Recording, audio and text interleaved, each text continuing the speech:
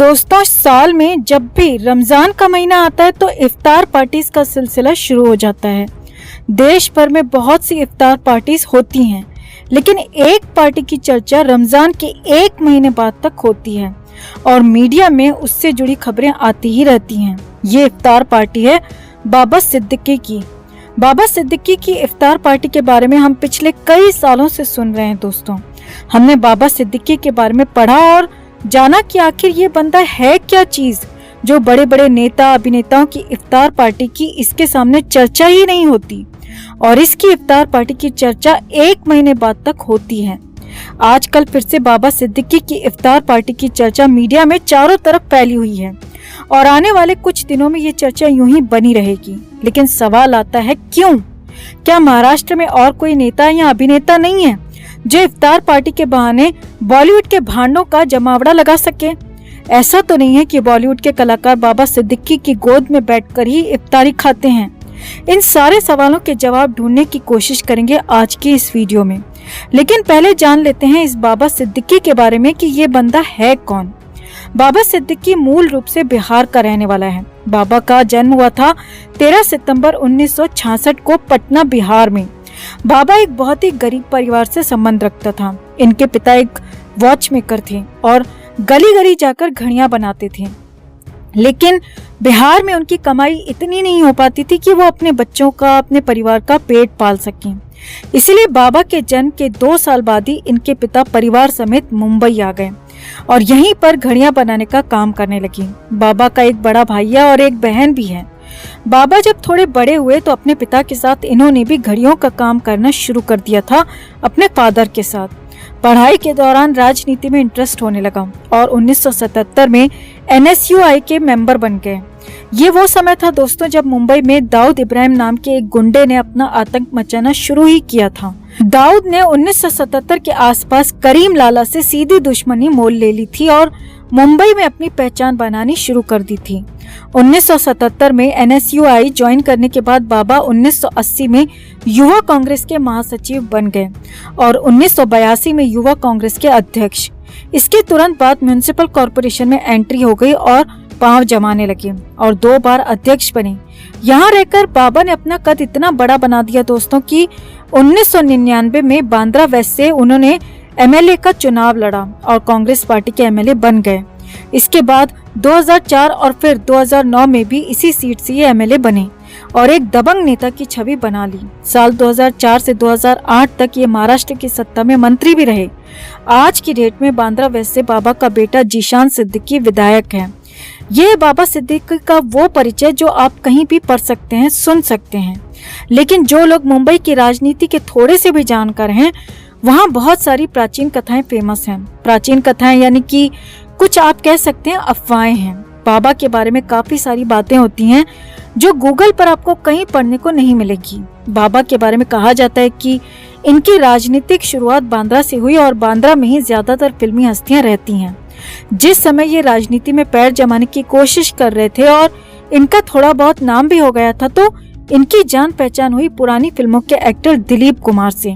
दिलीप कुमार वैसे तो बहुत बड़ा नाम है, लेकिन उनके बारे में ये भी अफवाह है कि वो पाकिस्तान के समर्थक और जासूस थे और दाऊद से भी उनका खासा याराना था।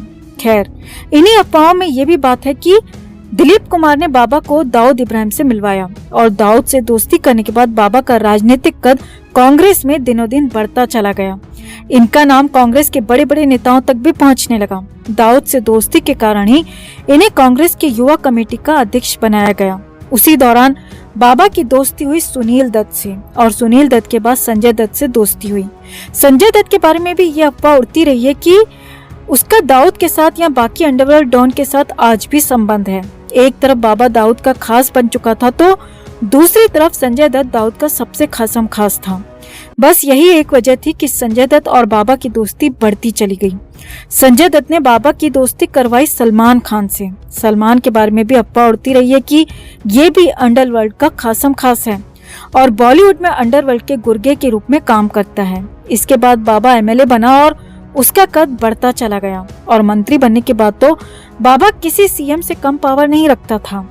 कहा जाता है कि बाबा दाऊद का इतना ज्यादा खास बन गया था कि उसके सामने संजय दत्त भी कुछ नहीं था। यही वजह रही कि दाऊद के महाराष्ट्र में जितने भी काले धंधे होते थे वो सारे बाबा की मदद से ही होने लगे। दाऊद पाकिस्तान और दुबई में बैठकर मुंबई और पूरे बॉलीवुड पर राज करता रहा।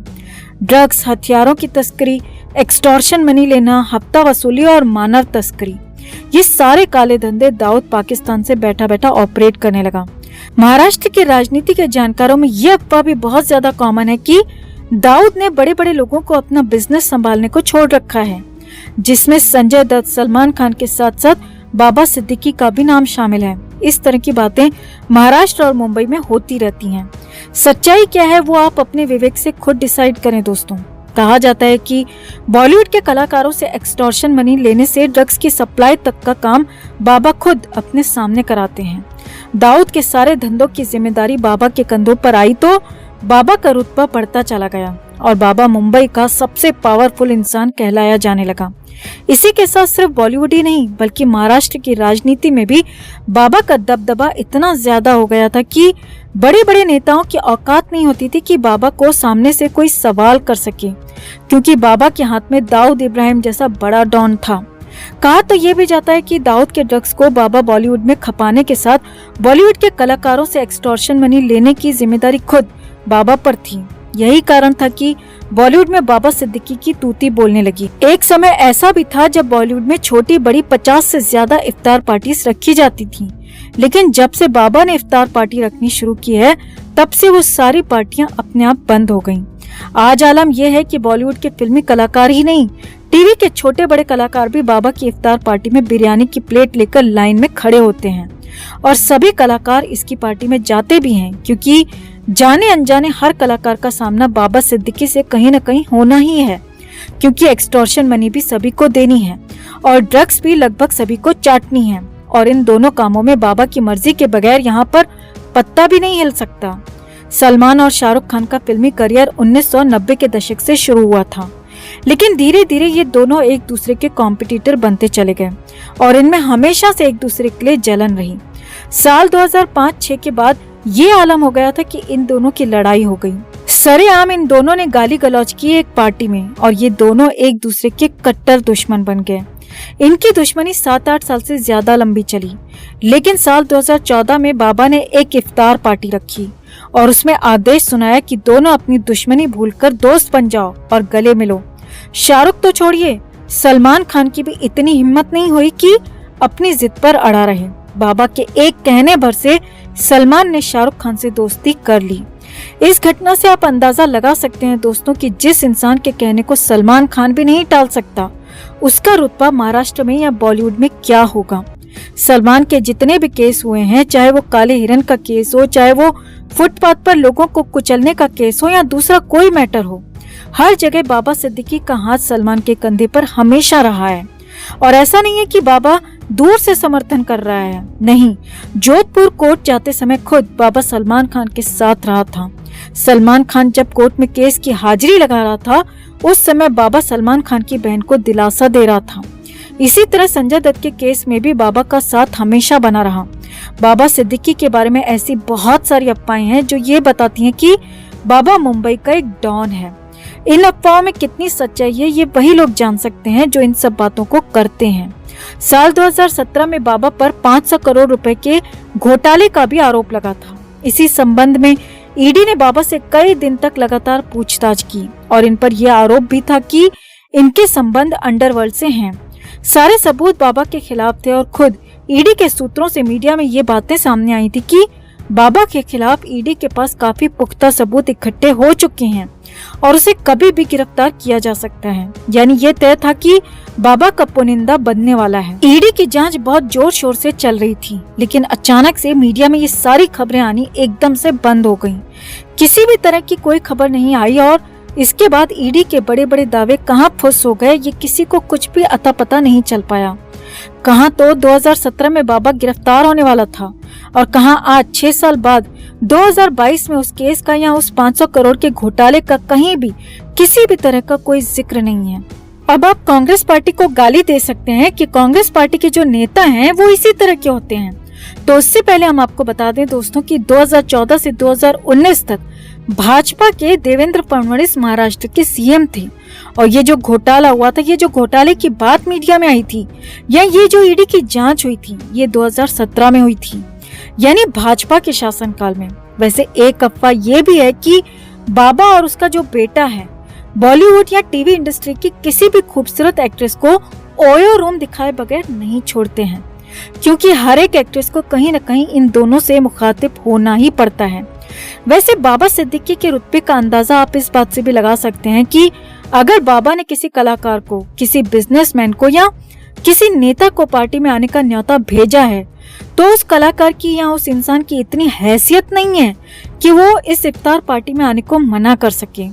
सलमान खान, शाहरुख खान, अरबाज, सोहेल, तमन्ना भाटिया, शिल्पा शेट्टी, शहनाज गिल, आयुष शर्मा, अर्पिता खान, या अगर टीवी एक्ट्रेस की बात की जाए तो सना खान, जय भानुशाली, रश्मि देसाई, कृष्णा अभिषेक, प्रतीक सहजपाल, मोनालिसा, अंकिता लोखंडे, निक्की तंबोली, आरती सिंह, ये ऐसे टीवी एक्टर्स हैं जो पार्टी में मौजूद होते हैं। और तो और हरना संधू जो 2021 की मिस यूनिवर्स रह चुकी है, वो भी बाबा सिद्दीकी की पार्टी में शामिल हुई थी।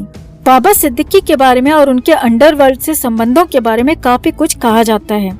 इस तरह की अफवाहें या अटकलबाजी मुंबई नगरी में आम है।